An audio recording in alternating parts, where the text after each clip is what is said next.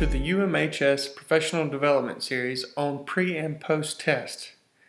We are creating this to help all teachers feel confident in creating a pre and post test. There will be another section of this series coming later on what to do with the information we're going to get once we make the test.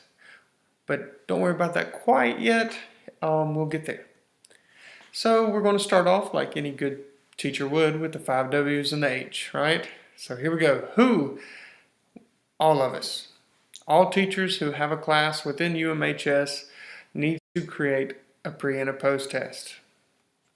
What? Well, a pre and a post test. What is it? It's a measurement of what is learned during the course, of course, right?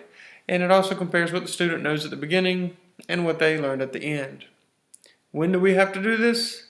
December 15th. That's our deadline.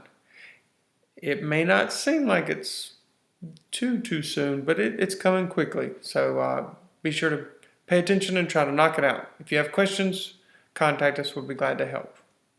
So where? Well, in your course. So I'm sure a lot of this PD right now is kind of common sense, right?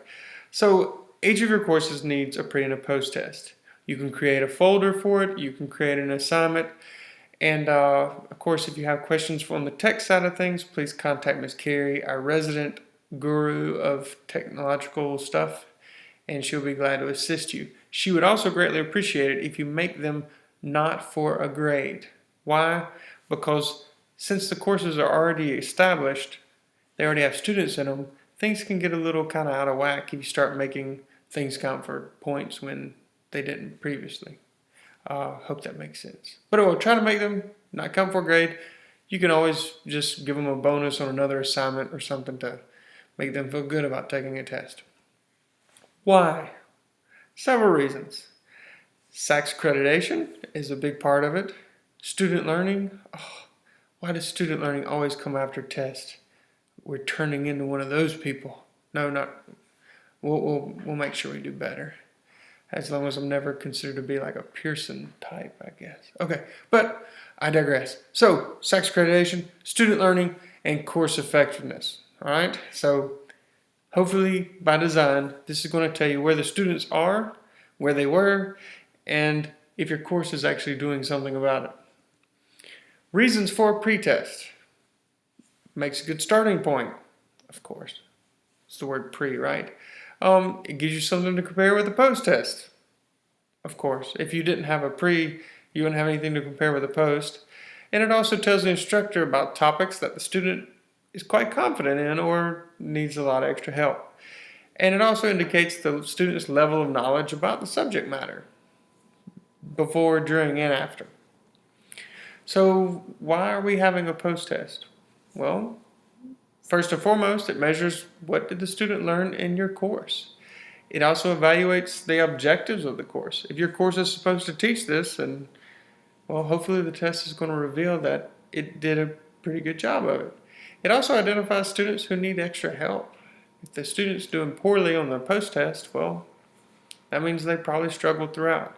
And it also finds weak areas in the course. If consistently students do poorly on a certain section, well, that tells you we need to revisit it. Make sure nothing's wrong with the actual instruction side of it versus the students. How do we do this? Well, now it's getting serious, all right? So let's check it out. How do you write a pre and a post test?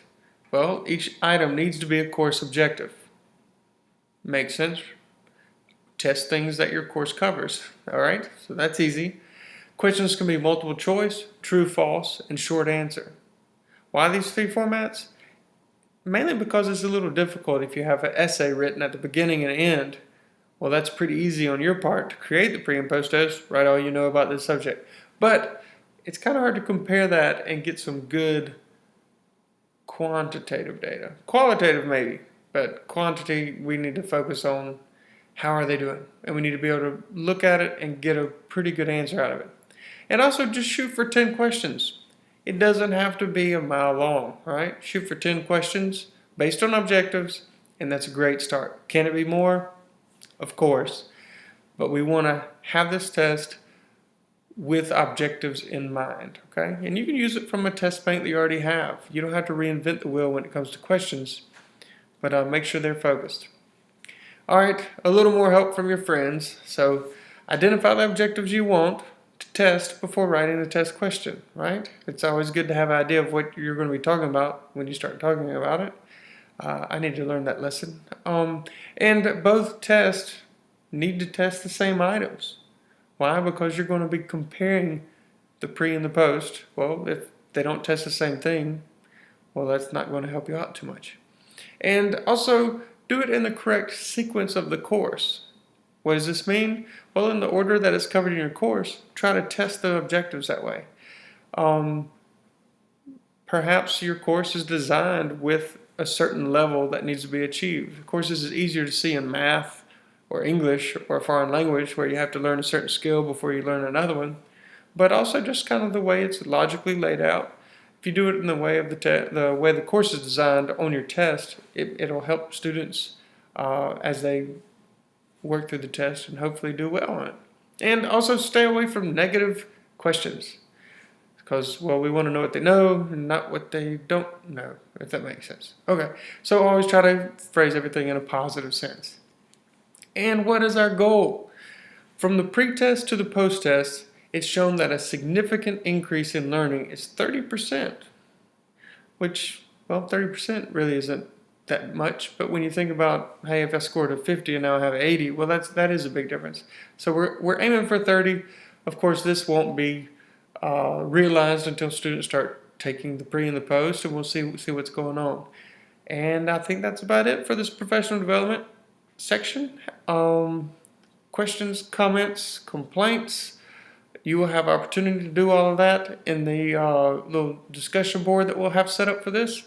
And we all want you to, of course, knock out these pre and post tests. As always, the UMHS office is here to support you, and we thank you for the tremendous job that you do day in and out in your very busy lives. Thanks so much.